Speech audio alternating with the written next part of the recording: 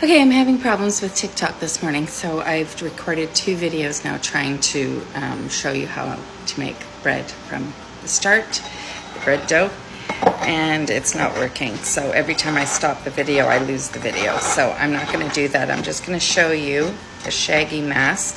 So to 350 grams of warm filtered water, I added about 80 grams of starter. I fed my starter last night at about 11 o'clock.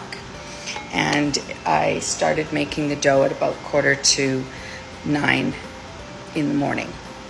It's fine. You do not have to pull from your starter at its peak like a lot of mentors and recipes show you. You can do this. My bread is actually working better than ever doing this because I can monitor the bulk fermentation on my counter in the morning. Whereas if you let it bulk ferment overnight, you have no control of that. And usually by morning, after 10 hours or so of you not monitoring it, it's overproofed. So the rule of thumb is if it takes your starter about 5 to 6 hours to rise and get to its peak, your bulk fermentation is going to take about the same time, 5 to 6 hours. I'm finding it's about 6 hours to 7 hours. In the temperature and humidity of my kitchen right now. So I mixed it all together. A good active starter will still float on the water when you put it in. Beginners, make sure you start with 50 grams of starter until you get used to working with hydrated dough. So this is what it looks like when you first mix it up. It's a shaggy mass, and I'm going to let that sit covered for about an hour, and then I'll start my first stretch and folds. This may not work again, and if it doesn't, I'm not freaking doing this again. Okay, it's back working. I reset my phone. So actually, this one's going to be a freeze-dried strawberry and white chocolate bread.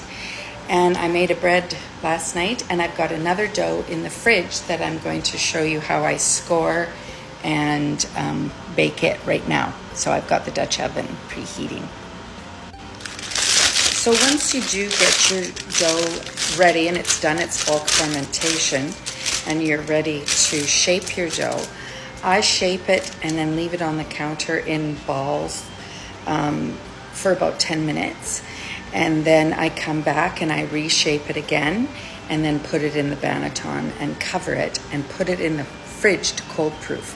I usually leave mine overnight. You can leave it like 2 or 3 days in there once it's at that stage and still bake it. Mine's been in there a couple of days, and I'm now using the silicone bannetons, and I quite like them.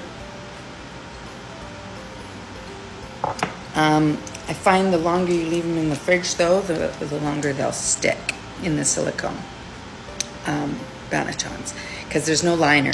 But I do use a rice flour on them to try and help with the sticking. So let me get that for you and show you how I score it and put it in the oven. Okay, here it is. The package that I bought these from came with 2 of them. And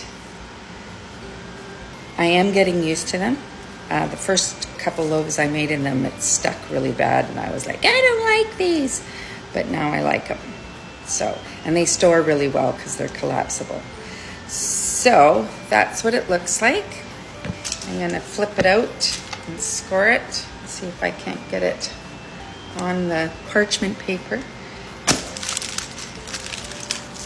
There, that one came out nice. And that's been in there for 2 days. So you see? And it just, I had overproofed this dough, by the way, because I went out and frolicked for a while in the heat. So these are overproof, so they're a little bit bigger loaves. I'm not going to score the big score until right before I put it in the oven because it's overproofed. It'll just, so I'm just going to do some little cuts on the side just for decor.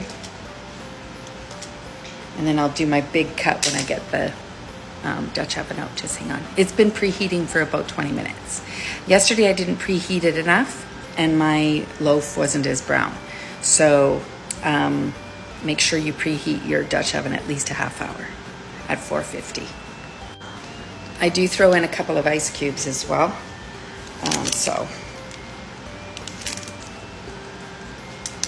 Now this, remember, is so that your loaf expands nicely.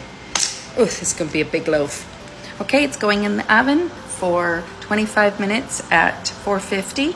I usually check it at about the 9-minute mark and rescore it if I want a bigger ear.